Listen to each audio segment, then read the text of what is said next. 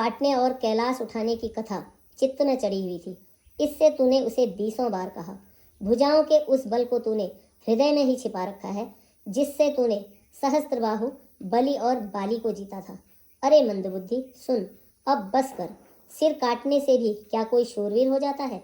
इंद्रजाल रचने वाले को वीर नहीं कहा जाता, यद्यपि वह अपने ही हाथों अपना सारा शरीर काट डालता है।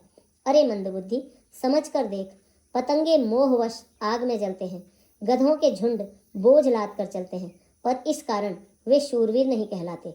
अरे दुष्ट, अब बड़बड़ाव मत कर, मेरा वचन सुन और अभिमान त्याग दे। हे दशमुख, मैं दूत की तरह संधि करने नहीं आया हूँ। श्री रघुवीर ने ऐसा विचार कर मुझे भेजा है। कृपालु श्री राम जी बार बार ऐसा कहते हैं कि श्यार के मारने से सिंह को यश नहीं मिलता। अरे मूर्ख, प्रभु के उन वचनों को मन में समझकर मैंने तेरे कठोर वचन सहे हैं, नहीं तो तेरे मुंह को तोड़कर मैं सीता जी को जबरदस्ती ले जाता। अरे अधम, देवताओं के शत्रु, तेरा बल तो मैंने तभी जान लिया जब तू एकांत में पराई स्त्री को चुपचाप चुरा लाया।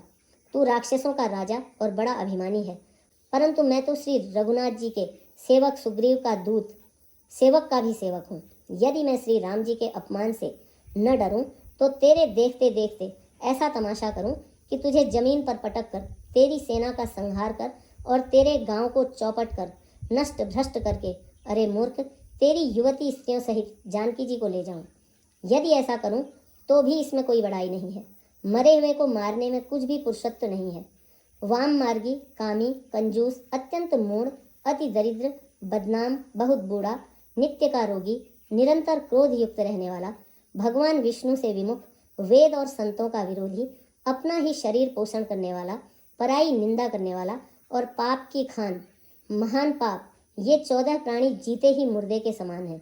अरे दुष्ट, ऐसा विचार कर मैं तुझे नहीं मारता।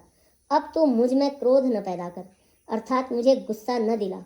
अंगद के वचन सुनकर राक्षस राज रावण दांतों से होंठ काटकर क्रोधित होकर हाथ मलता हुआ बोला, अरे नीच बंदर, अब तू मरना ही चाहता है, इसी से छोटे मुंह बड़ी बात कहता है। अरे मूर्ख बंदर, तू जिसके बल पर कड़वे वचन बक रहा है उसमें बल, प्रताप, बुद्धि अथवा तेज कुछ भी नहीं है। उसे गुणहीन और मानहीन समझकर ही तो पिता ने वनवास दे दिया।